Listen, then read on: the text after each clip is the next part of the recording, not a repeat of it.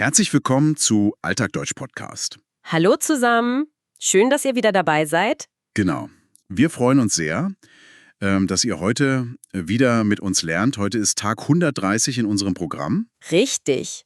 Und wir haben heute ein wirklich spannendes Thema für euch vorbereitet. Oh ja, absolut. Das Thema heute lautet Beziehungen pflegen. Ein sehr wichtiges Thema, finde ich, denn wir alle haben Beziehungen im Alltag. Mit Freunden, mit der Familie oder auch im Beruf. Genau. Und wir sprechen heute über 15 wichtige Wörter, die ihr im Alltag oft hören und auch selbst benutzen könnt. Ganz genau. Aber bevor wir starten, haben wir noch eine kleine Empfehlung für euch. Ja, richtig. Wir empfehlen euch heute die sogenannte Shadowing-Technik. Vielleicht kennen einige von euch das schon. Für die, die es noch nicht kennen, hört einfach gut zu und achtet auf die Aussprache. Und vor allem auf den Rhythmus der Sprache. Genau. Versucht einfach, die Wörter und Sätze nachzusprechen. Das hilft enorm. Absolut. Und noch eine wichtige Sache, bleibt unbedingt bis zum Ende dieser Folge. Oh ja, das solltet ihr auf jeden Fall tun. Denn dort hört ihr unsere Mini-Story. Richtig. In dieser kleinen Geschichte kommen alle 15 Wörter aus der heutigen Folge vor. So könnt ihr sehen, wie man die Wörter ganz natürlich im Alltag benutzt. Also, fangen wir direkt an, oder? Ja, sehr gerne. Lass uns mit den Substantiven starten. Das sind unsere Nomen. Genau. Und das erste Wort für heute ist die Bindung. Die Bindung. Das ist ein schönes Wort. Ja, finde ich auch. Die deutsche Erklärung dafür ist eine enge Beziehung zu einer anderen Person. Richtig. Und die englische Übersetzung lautet Bond. Genau, Bond, also B-O-N-D. Weißt du, man sagt oft, dass Eltern und Kinder eine sehr starke Bindung haben. Absolut. Das ist ein super Beispiel. Eine Bindung entsteht nicht über Nacht, man braucht Zeit dafür. Ja, genau. Oder auch gute Freunde. Wenn man sich schon seit 10 Jahren kennt, dann hat man eine enge Bindung. Richtig, man vertraut sich einfach. Das bringt uns eigentlich direkt zum zweiten Wort. Das zweite Wort ist die Gemeinsamkeit. Die Gemeinsamkeit? Das bedeutet auf Deutsch, dass man ein geteiltes Interesse hat oder dass man etwas gleich macht. Genau. Auf Englisch sagt man dazu Commonality oder auch Shared Interest. Ja, das passt gut. Ein Beispiel aus dem Alltag wäre, meine beste Freundin und ich, wir kochen beide sehr gerne. Ach, das ist eine tolle Gemeinsamkeit. Ja, finde ich auch. Kochen ist unsere größte Gemeinsamkeit. Wir können stundenlang über Rezepte reden. Und solche Gemeinsamkeiten sind extrem wichtig, um Freunde zu finden. Absolut. Sie sind wie eine Brücke zwischen zwei Menschen. Genau. Aber was braucht man noch für eine gute Freundschaft? Das sagt uns unser drittes Wort. Richtig, das dritte Wort ist die Ehrlichkeit. Die Ehrlichkeit. Ein ganz zentrales Wort. Auf Deutsch bedeutet das ganz einfach, die Wahrheit zu sagen. Und auf Englisch übersetzen wir das mit Honesty. Honesty, genau. Also wenn ich einen Fehler gemacht habe, dann gebe ich das ehrlich zu. Ja, das erfordert oft Mut. Aber Ehrlichkeit ist die Basis für jedes Vertrauen. Absolut. Wenn mich jemand fragt, wie findest du mein neues Auto? Dann antworte ich mit Ehrlichkeit. Auch wenn dir das Auto vielleicht gar nicht gefällt. Naja, also da muss man manchmal ein bisschen aufpassen. Genau. Und das bringt uns direkt zu Wort Nummer 4. Das ist nämlich die Rücksicht. Ah ja. Die Rücksicht. Ein sehr deutsches Konzept, finde ich manchmal. Stimmt. Die Erklärung auf Deutsch ist, dass man auf andere Menschen achtet und auf ihre Gefühle aufpasst. Richtig. Und die englische Übersetzung lautet Consideration. Genau. Consideration. Ein gutes Beispiel für den Alltag ist das Wohnen in einem Mietshaus. Oh ja, das stimmt. Wenn ich abends um 11 laute Musik höre, dann ist das keine Rücksicht. Genau. Wenn ich aber die Musik leise mache, weil die Nachbarn schlafen wollen, dann nehme ich Rücksicht. Richtig. Man sagt auf Deutsch auch Rücksicht auf jemanden nehmen. Das ist ein toller Ausdruck. Rücksicht nehmen. Das macht das Zusammenleben viel einfacher. Absolut. Und wenn es doch mal ein Problem gibt, dann brauchen wir unser 5. Wort. Genau, das 5. Wort ist der Austausch. Der Austausch, das bedeutet im Alltag ganz einfach das Gespräch oder der Dialog zwischen Personen. Auf Englisch übersetzt man das mit Exchange. Genau, Exchange. Zum Beispiel ein Austausch von Ideen oder ein Informationsaustausch. Richtig. Wenn mein Partner und ich einen Konflikt haben, dann ist ein ruhiger Austausch total wichtig. Ja, absolut. Ohne Austausch gibt es oft nur Missverständnisse. Genau so ist es. So, das waren unsere 5 Substantive. Ja, genau. Die Bindung, die Gemeinsamkeit, die Ehrlichkeit, die Rücksicht und der Austausch. Jetzt wechseln wir die Wortart. Wir kommen zu den Verben, also zu den Wörtern, die eine Aktion beschreiben. Richtig. Und hier ist es ganz wichtig für euch, dass wir auch die Perfektform lernen. Oh ja, die Perfektform ist im gesprochenen Deutsch extrem wichtig. Wir benutzen sie fast immer, wenn wir über die Vergangenheit sprechen. Genau. Also unser 6. Wort insgesamt und das erste Verb ist pflegen. Pflegen. Das bedeutet auf Deutsch, sich um jemanden oder etwas zu kümmern. Und die englische Übersetzung ist to nurture oder to care for. Richtig. Aber wie lautet die Perfektform? Die Perfektform ist hat gepflegt. Genau, hat gepflegt. Man kann natürlich kranke Menschen pflegen. Das kennen wir alle. Ja, aber in unserem Thema heute geht es um Beziehungen. Man muss auch Freundschaften pflegen. Absolut. Ein Beispielsatz wäre, er hat seine Kontakte über viele Jahre gut gepflegt. Das ist ein super Satz. Es zeigt, dass man aktiv etwas tun muss. Man ruft an, man trifft sich. Genau, man lässt die Freundschaft nicht einfach einschlafen. Und dabei fühlt man natürlich auch etwas. Das ist unser nächstes Verb. Richtig. Wort Nummer 7 ist empfinden. Empfinden. Das bedeutet ganz einfach fühlen, Emotionen haben. Auf Englisch sagen wir dazu to feel. Und die Perfektform ist hat empfunden. Hat empfunden, das ist ein unregelmäßiges Verb, darauf müsst ihr achten. Genau. Ein gutes Beispiel für den Alltag. Als ich in die neue Stadt gezogen bin, habe ich am Anfang große Unsicherheit empfunden. Das kenne ich gut. Das ist ein sehr natürliches Gefühl. Ja, absolut. Man kann Freude empfinden, Trauer empfinden oder eben Liebe. Sehr schon gesagt. Aber in Beziehungen kann man nicht nur fühlen. Manchmal möchte man auch etwas vom anderen. Und damit sind wir beim 8. Wort. Verlangen. Verlangen. Die deutsche Erklärung ist fordern oder sagen, dass man etwas unbedingt haben will. Richtig. Die englische Übersetzung lautet to demand. Und die Perfektform von verlangen? Das ist einfach. Es heißt, hat verlangt. Hat verlangt, genau. Aber das ist ein starkes Wort, oder? Ja, sehr stark. Im Alltag muss man damit vorsichtig sein. Ein Beispiel. Der Chef hat von mir verlangt, am Wochenende zu arbeiten. Das ist nicht so schön. In Beziehungen sollte man nicht zu viel vom Partner verlangen. Genau. Man kann nicht verlangen, dass der andere immer die gleiche Meinung hat. Das stimmt. Das gibt nur Streit. Besser ist es, wenn beide etwas zur Beziehung hinzugeben. Richtig.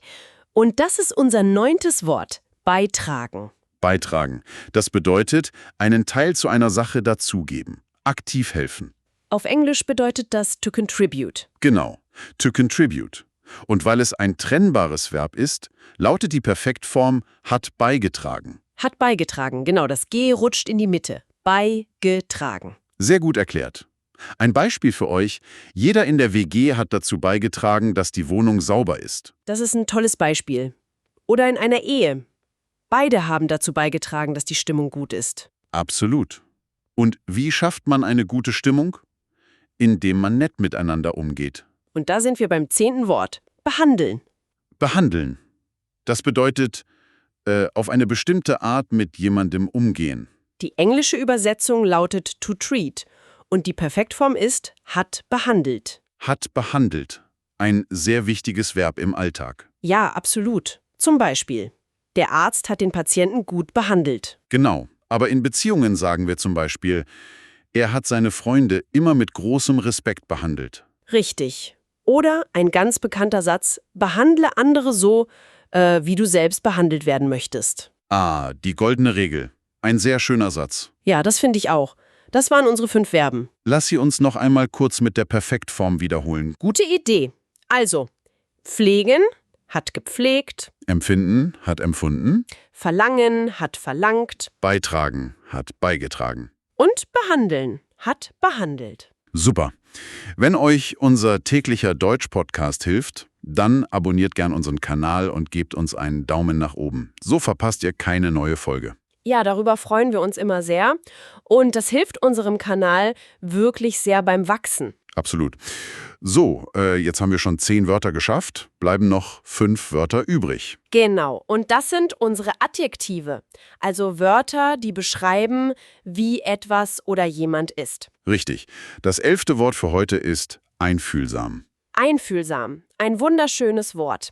Es bedeutet, dass man sehr empathisch ist und die Gefühle von anderen gut versteht. Auf Englisch übersetzt man das mit empathetic. Genau. Wenn mein Freund traurig ist, dann bin ich einfühlsam. Ich höre ihm zu und tröste ihn. Das ist so wichtig. Eine einfühlsame Person findet immer die richtigen Worte. Das stimmt. Das 12. Wort ist aufgeschlossen. Aufgeschlossen. Das bedeutet auf Deutsch, dass man offen für Neues ist, dass man gerne neue Menschen trifft. Richtig. Die englische Übersetzung ist open-minded. Open-minded. Ja, das passt. Ein Beispiel. Meine neue Kollegin ist sehr aufgeschlossen. Sie hat am ersten Tag sofort mit allen gesprochen. Ja, aufgeschlossene Menschen finden sehr schnell neue Freunde. Absolut. Aber wenn man dann Freunde hat, möchte man natürlich, dass die Stimmung gut ist. Und das ist Wort Nummer 13, harmonisch. Harmonisch. Das bedeutet einfach friedlich. Es gibt keinen Streit. Auf Englisch sagen wir harmonious. Genau. Ein typischer Alltagssatz wäre: Nach dem kleinen Streit war die Stimmung beim Abendessen wieder sehr harmonisch. Ja, das kennt wahrscheinlich jeder. Man verträgt sich und dann ist alles wieder harmonisch. Zum Glück. Und für eine harmonische Freundschaft braucht man auch unser 14. Wort. Das Wort lautet treu. Treu. Das ist ein kurzes Wort, aber mit einer starken Bedeutung. Es bedeutet loyal bleiben, immer zu jemandem stehen. Auf Englisch übersetzen wir das mit loyal. Genau. Zum Beispiel: Mein Hund ist ein sehr treuer Begleiter. Oh ja. Aber auch bei Menschen ist das wichtig. Ein treuer Freund hilft dir auch, wenn du Probleme hast. Richtig. Jemand, der treu ist, der läuft nicht weg, wenn es mal schwierig wird. Das stimmt. Und damit kommen wir schon zum letzten Wort auf unserer Liste. Wort Nummer 15 ist ernsthaft. Ernsthaft, das bedeutet, dass etwas seriös ist, dass es nicht als Witz gemeint ist. Spaß.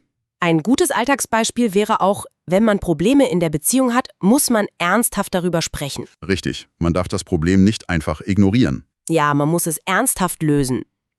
So, das waren alle 15 Wörter. Wahnsinn, wir haben es geschafft. Das war eine Menge Vokabular für heute. Absolut. Aber es sind wirklich sehr nützliche Wörter für den B1-Alltag. Genau, Und jetzt kommt der Teil, auf den ihr alle gewartet habt. richtig. Unsere Mini-Story. Hört jetzt einfach gut zu. Wir erzählen euch eine kurze Geschichte und wir benutzen alle 15 Wörter, die wir gerade gelernt haben. Genau. Lehnt euch zurück und versucht, die Wörter im Kontext zu erkennen. Bist du bereit? Ja, ich bin bereit. Lass uns starten. Unsere Geschichte heute handelt von 2 guten Freunden, nämlich von Anna und Lukas. Anna und Lukas kennen sich schon seit der Schulzeit. Sie haben wirklich eine sehr starke Bindung aufgebaut. Genau.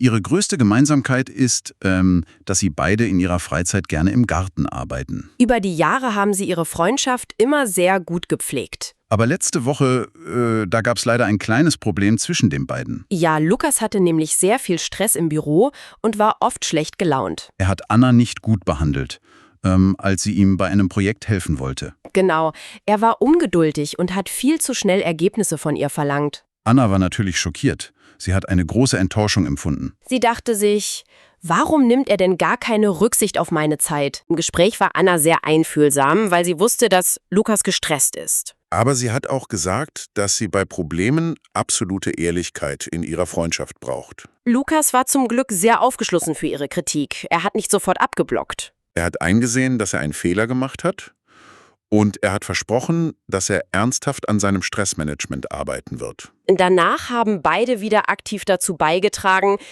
dass die Situation entspannter wird. Lukas hat sich aufrichtig entschuldigt. Er ist schließlich ein wirklich treuer Freund, auch wenn er mal Fehler macht. Ja, und als sie am Abend das Café verlassen haben, war die Stimmung zwischen ihnen endlich wieder total harmonisch. Ende der Geschichte. Das war doch eine richtig schöne Alltagsgeschichte, oder? Finde ich auch. Und ich hoffe, ihr, unsere Zuhörer, konntet alle 15 Wörter gut erkennen. Ja, hört euch die Geschichte gerne noch ein zweites oder drittes Mal an. Das ist eine tolle Übung.